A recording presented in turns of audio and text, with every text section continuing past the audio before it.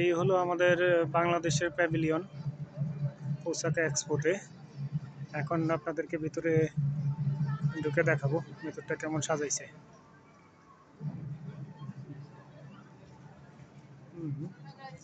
ভিতরের আর্কিটেকচার ডিজাইনটা অনেক সুন্দর।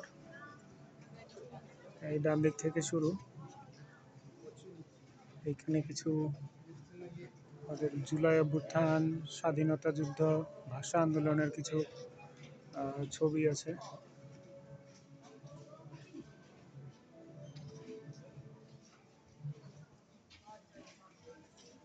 এরপরে সামনে গেলে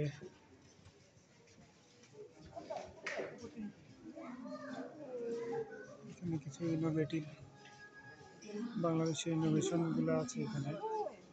এই যে বাংলাদেশের ন্যানো স্যাটেলাইট ব্রেকের অন্বেষণ আছে। এরপরে ট্যুরিস্ট স্পটগুলা, যে আমাদের পয়লা বৈশাখ,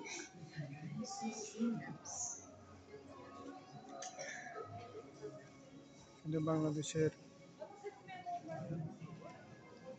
কাপড় চোপড়, গার্মেন্টস কিছু আইটেম আছে।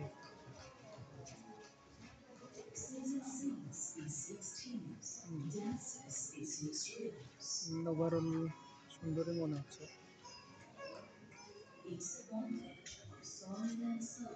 এখানে একটা বড় স্ক্রিনে বাংলাদেশের গ্রামীণ তথ্যচিত্র দেখানো হচ্ছে।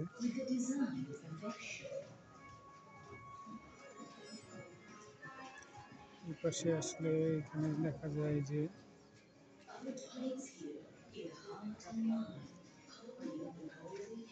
এই যে আমাদের বাংলাদেশের ওষুধ, যেগুলা অন্যান্য উন্নত দেশে দাম অনেক বেশি। এই যে হ্যাপাবি, এটা বাংলাদেশে খুবই সস্তায় পাওয়া যায়। ইনসেপ্টা ফার্মা এটা উৎপাদন করে।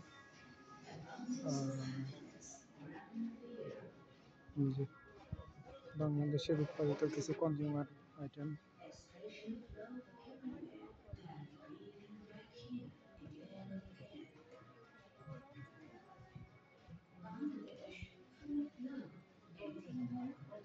এখানে চামড়া জাতীয় পণ্য কিছু আছে ঝুলানো। এখানে হচ্ছে সিরামিক আইটেম কিছু।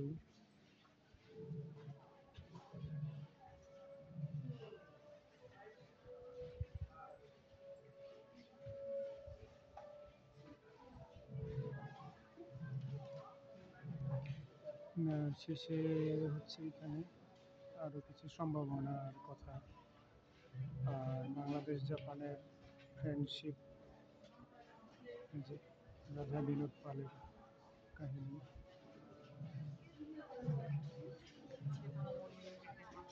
মধ্যখানে দুই পাশে আছে ছোটখাটো, এই যে জুলাই আন্দোলনের, শুধু জুলাই আন্দোলন না, ভাষা আন্দোলন, ওই যে মুক্তিযুদ্ধের, স্বৈরাচার পতনের আন্দোলন, সব কিছুই আছে।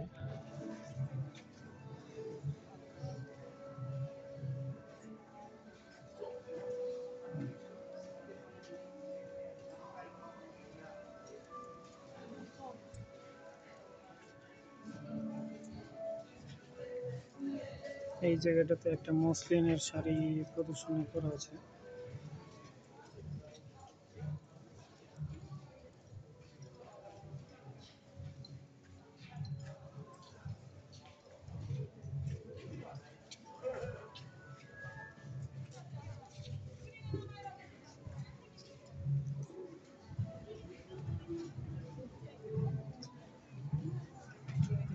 ভিতরের ডিজাইনটা সুন্দর করছে, ভালো লাগছে।